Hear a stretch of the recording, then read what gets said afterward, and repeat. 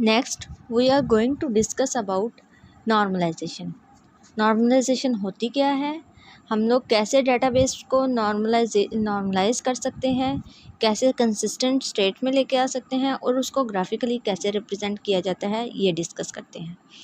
तो नॉर्मलाइजेशन में होता क्या है कि हम लोग डेटाबेस के टेबल्स को, डेटाबेस स्ट्रक्चर को हम लोग ज़्यादा सिंपल और रिलायबल बनाते हैं।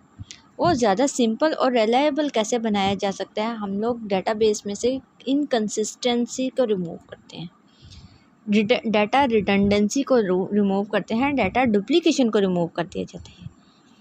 अब ये जो प्रोसेस है नॉर्मलाइजेशन का, ये कुछ स्टेजेस में वर्क करता है। उन स्टेजेस को हम लोग कहते हैं normalize form. Usually 3 normalization form आपकी बुक में डिस्कस की जाती हैं, that is first normal form, second normal form, third normal form etcetera. सबसे पहले जो आपके पास डाटा होता है, जो टेबल्स में डाटा होता है, वो अननॉर्मलाइज्ड फॉर्म में होता है।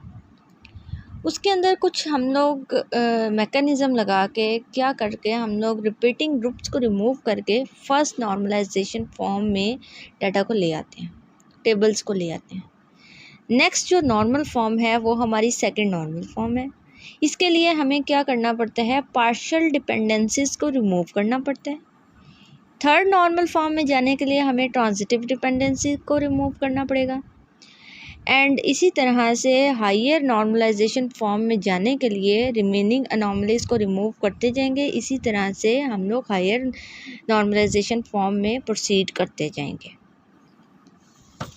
तो हर नॉर्मल फॉर्म की कुछ रिक्वायरमेंट्स हैं, कुछ कंडीशंस होती हैं। उस नॉर्मल फॉर्म में जाने के लिए ज़रूरी है कि वो जो हमारी डेटाबेस है या डेटाबेस के टेबल हैं, उन कंडीशंस को फुलफ़िल करें। अगर वो उन कंडीशन को फुलफ़िल करते हैं तो फिर हम कह देते हैं कि जो हमारे डेटाबेस है, डेटाबेस टेबल हैं, वो फ़लाँ नॉर्मलाइज फॉर्म है। फॉर एग्ज़ाम्पल, अगर ट्रांजिटिव डिपेंडेंसीज और हमारा जो टेबल्स हैं वो ऑलरेडी सेकंड नॉर्मल फॉर्म में हैं और ट्रांजिटिव डिपेंडेंसीज भी हमारी रिमूव हो गई हैं, तो हम लोग कहेंगे इसके बाद जो हमारी नॉर्मल फॉर्म आएगी वो है third normal form. The task of database design starts with unnormalized set of relation. Normalization process identifies, corrects problem and complexities of database design. It produces a new set of consistent relation. The new design is free of processing problem as possible. जितनी problems होती हैं उनसे ये free होता है जब हमारे पास normalisation के बाद टेबल्स आते हैं। Before discussing the first normal form we shall discuss about function dependency या functional dependency. Functional dependency is a relationship between two attributes. इसमें होता क्या है, अगर हमारी एक वैल्यू नॉन है तो उस नॉन वैल्यू के बेस के ऊपर हम लोग दूसरी वैल्यू को अटेन कर सकते हैं और दूसरी वैल्यू को गेट कर सकते हैं।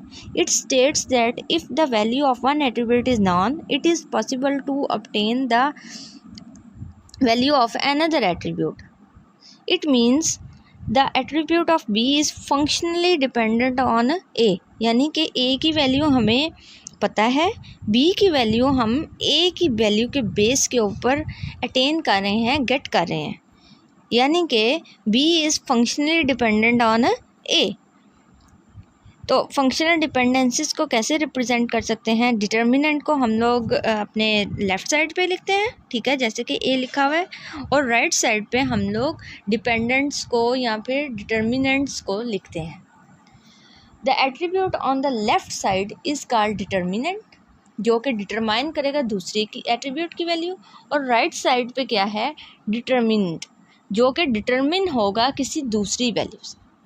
एग्जाम्पल के तौर पे आपको एक स्टूडेंट टेबल की एग्जाम्पल दी गई है।